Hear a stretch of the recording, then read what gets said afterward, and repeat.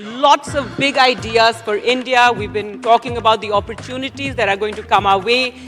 Tony Abbott spoke about how we could be the leader of the free world in the next couple of decades. And we've also heard about artificial intelligence, creating jobs, also taking away jobs. So how do we ensure that our youth are ready to grasp all these opportunities that are coming our way? How do we ensure that we can convert knowledge to employability? And I can't think of a better panel to join me to have this discussion. Thank you so much for being with us here today. And Ravneet, I'd like to start with you. We've been talking about Viksit Bharat 2047. And by that time, we hope that India will be the skill capital of the world. But there's a long way to go for us to do that. So how can foreign universities, and in your capacity as a representative here of Deakin University, how can foreign universities play a key role here? Thanks, Gargi, and very good afternoon, everyone. It's a pleasure to be here. Look, when you think of Viksit Bharat, the first thing that comes to mind for me, being sort of in this academic cycle of things, is skills and people. You cannot have a country leading into the future without a very strong focus on skilling people. So if you look at the Indian population, I think it's about 5% of the overall population that is skilled at the moment. So there's a huge requirement, a huge scope, and a huge need for skilling to happen at the sort of grassroots and right through the pyramid.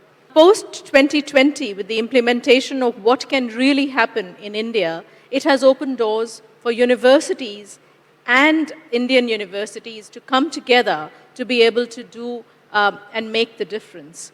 I think the exciting world today is how you bring in change together. How do you bring the best of both the worlds and melt it into a melting pot in India to make this big difference that India needs to see? I mean, if you look at, again, some stats around the skilling agenda, 15% of the people that go through some skilling program are able to get some sort of employment. So we still have the rest of the 85% that is looking for employment in spite of being skilled. So there is a gap, right? How do we come together with this change that will happen in the next 20 years for India to be the skill capital of the world is where foreign universities will play a huge role. And for me, it's really very interesting because Deakin became the world's first university to set up a campus in India. Right. Well, you spoke about, developing together, taking everyone along. And Dr. Payal Kanodia, that brings me to you because your work as the chairperson of M3M Foundation has been more at the grassroots, community building. We clearly are in need of more vocational training to ensure that our youth are more employable. So if you could tell us a bit about your efforts and what more can be done. So continuing where Ravneet left, I think she's made my job easy by saying skilling and education literally goes hand in hand, and India is a long way to go. Because whatever we talk about, a developed nation, India 2047, Skill India, Viksit Bharat, and PM Modi's vision, everything aligns with the population that lives in the rural part of India. And having said that, majority of our population even today is the rural population. So they definitely need support, they definitely need skilling. And I would like to just take you quickly through some of the programs that we run at M3M Foundation. Our programs like iEmpower Academy of Skills. These academies basically upskill children in different vocational courses. There are almost 17 courses which we run across Haryana as multiple skill centers.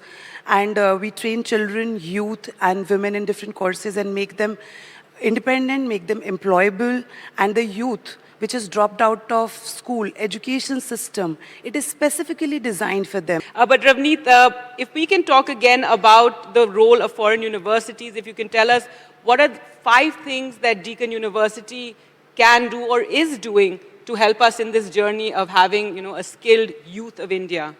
So I've got my 5 C's that I think foreign universities can bring in. The first to me is collaboration.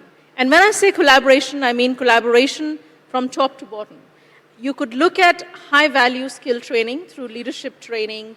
Again, there are numerous examples that universities are already working in India, but that can be amplified. You can actually take it to the next step and really make it more accessible, not just to the elite sort of band of people, but across to India.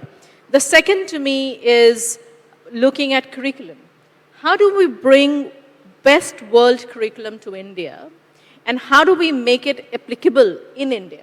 I think it's really important for Indian culture and for culture from different parts of the world to come in and make a difference in how you can change the youth of today and tomorrow. Because we live in a global world, we've got to think about how we can look at the boundaries, and make it into more of a melting pot. I think the other two for me are capacity and capability. Building India's capability is building the capability for the world, right? With 1.6 billion people and a lot of them hungry, a lot of them wanting to make a change, you can change the world. And which is to me why skilling is absolutely the imperative to Viksit Bharat. Absolutely, and you spoke about collaboration, so I'd like to bring in, Payal here and talk a bit more about that when it comes especially to public-private partnerships. What more can be done there? What message would you have on that to the education minister, as we just heard here? How can we get states more involved? You spoke about the work that you do in Haryana, but yes, clearly more states also need to put a lot of focus on this to ensure that their youth are capable and ready for all these opportunities that are coming. Of course, and public-private partnerships is something that is essential in any kind of work we do. And as Ravneet has already put it together, I think it's so beautiful even when you look at the top of the pyramid or the bottom of the pyramid. Collaboration, capacity building, culture, everything, literally goes hand in hand. Whether you're working at grassroots level or you're working with international universities, it's all same. The structure is same, the methodology is same. It's just that the people are different. They need to be treated a little bit differently. So collaboration is extremely important. The public-private partnerships is very, very important.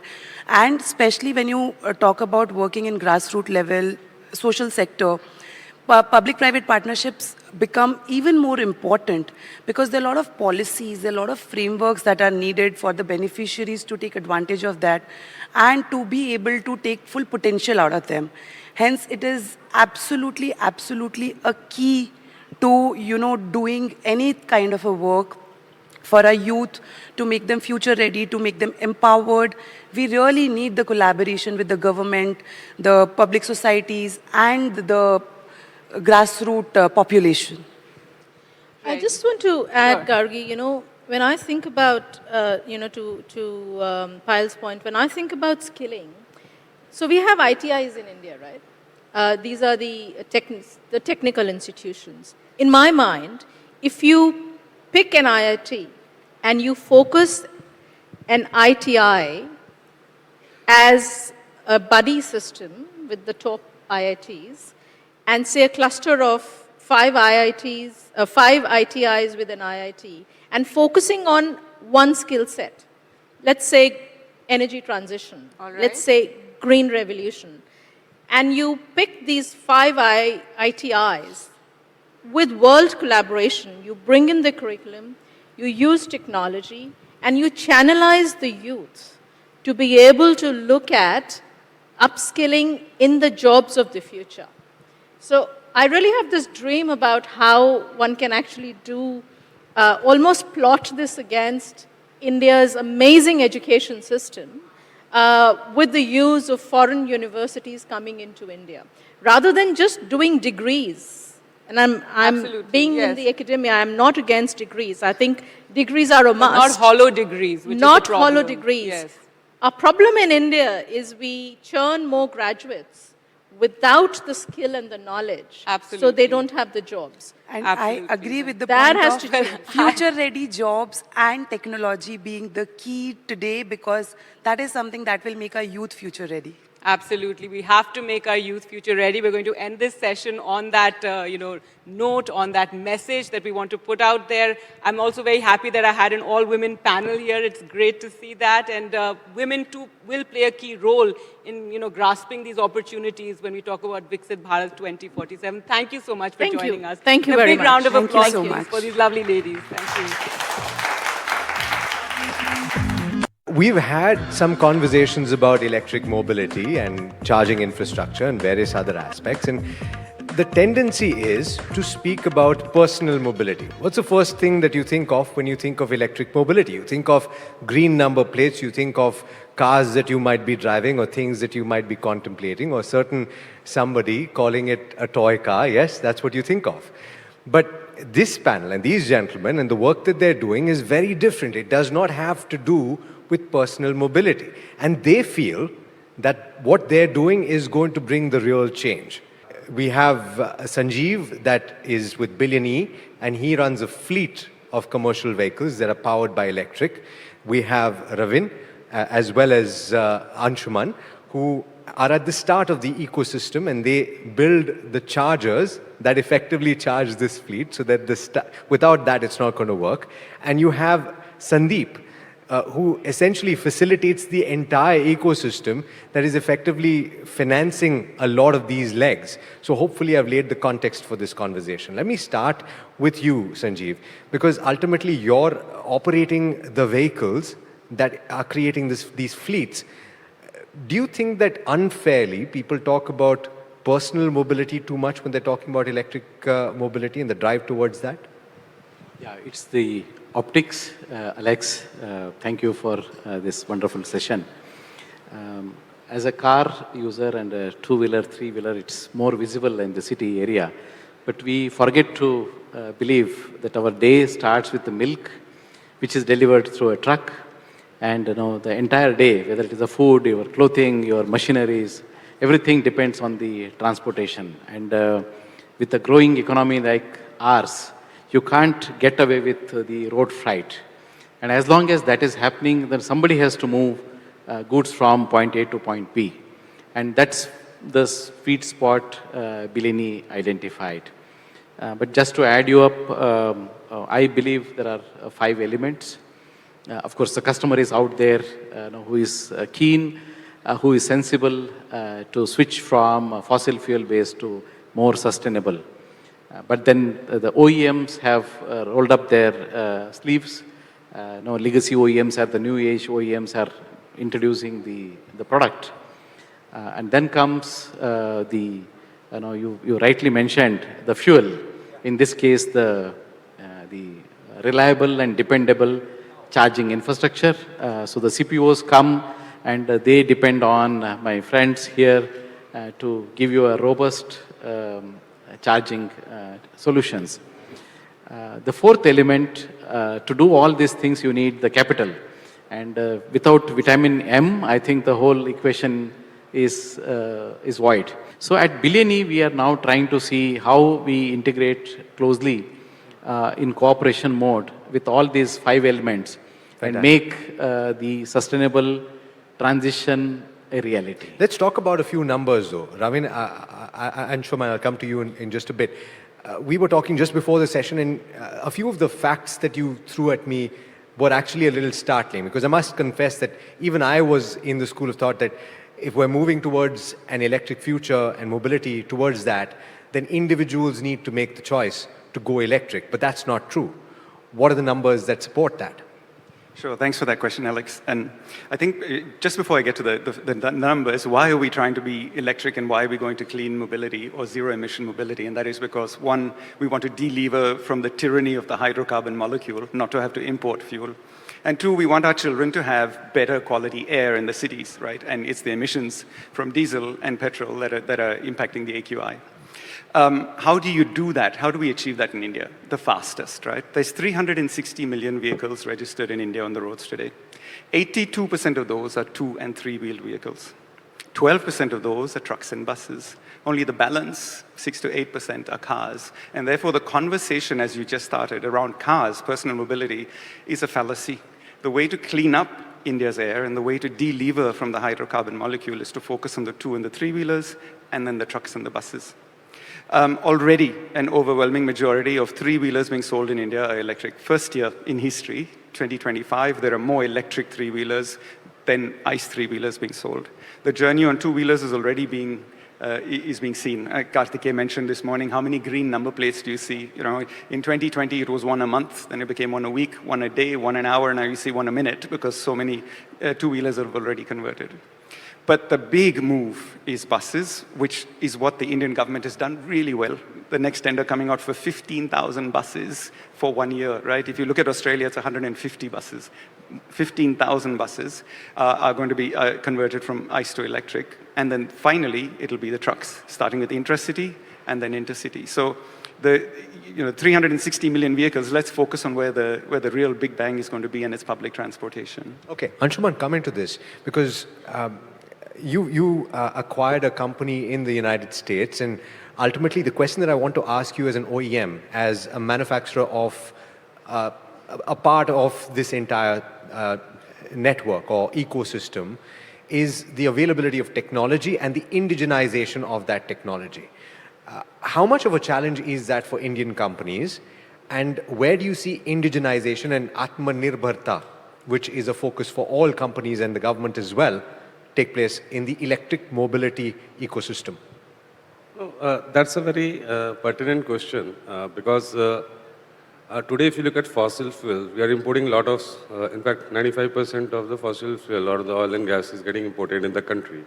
And we don't want to repeat the same thing in the electric mobility space, because if you're going to be dependent on somebody else, then you are moving from one thing to other where you are not actually doing a great job, right? So to that extent, but the good part is in this space, a lot of investment is happening and a lot of policies support from government side in terms of a lot of promotional schemes wherein, if you invest in infrastructure, R&D, government is providing support through, PM E-Drive scheme. Then there are PMP guidelines which are focused on manufacturing of cells, batteries, ACC, PLI and all that. So as an OEM, and because a lot of stuff has to be done by the OEMs on the product side, right? Whether it is manufacturing of vehicles, whether it is manufacturing of chargers, what we do, and of course, how do you ensure that what you are creating, because at the end of the day, any subsidy or any support falls flat if the end product is not good. And then it is about hardcore commercial acumen comes into play, that why do even I want to switch over if the product is not good, and if it is not as seamless or easy to use, typically an ICE truck. If an ICE truck is easy to operate, the EV has to be similar, right? And the charging process has to be similarly flawless. So I do want to come to you, and very quickly in 30 seconds, if possible, I want you to explain to the audience why I was calling you a facilitator, because ultimately you provide the money that greases this entire system. So first that, and two, what is the need in your opinion for capital to facilitate this ecosystem, and is there enough availability of capital, or do you think that there is a sizable need to bolster that? Thanks. First of all, thanks for having me on the session. I love the terminology Sanjeev just used, vitamin M. Good to be providing there. There's a lot of vitamin M available. Happy to state here, we've just closed one of the largest fundraisers in the electric mobility history in India, raised $405 million a month back, backed by Green Climate Fund and Macquarie, which tells you the amount of institutional capital. I mean, Green Climate Fund happens to be a UN-backed multilateral, one of the largest climate impact investors in India. For them putting out $200 million in a project which is, 1.5 years old. I have 20 employees. My son was telling me when I raised $405 million, Dad, 405 by 20 is 20 million per person. I said, unfortunately, it's not coming to my bank account. But, and that's just capital. You could raise leverage and raise a debt. So capital, very important, but I can tell you the amount of money that's flowing behind electric is phenomenal. There are enough and more of green funds willing to put their money. There are a lot of impact investors who are out there trying to put their bets on a system or on an ecosystem which is accelerating. Credit goes to the government of India, frankly. Consistency of policies, just the amount of focus that they've demonstrated in the transition from ICE to electric. The journey for electric, capital is no longer a concern, but that's not the only solution you want. I think the biggest phobia that people have is anything about transportation, whether you're transferring goods or passengers from one place to the other, is whether I'll get there. Will there be enough charging available? Thankfully with Raven and Anshuman, that's being fulfilled. But there's a lot happening before an electric vehicle comes on the ground. The mindset of the operator, the questions in his mind. So that's where Vitello steps in, helping him identify the right kind of OEM and asset, building out the charging infrastructure, building out the depot, pulling the energy from the grid, variabilizing it or Uberizing it, giving it to him on a per unit or a per kilometer basis, getting the OEM. So we take care of the entire journey, not just financing. It's scalable. Please give a big round of applause to these lovely gentlemen and for what they've shared with us today. Thank you so much for being such a lovely audience. Gentlemen, thank you so much.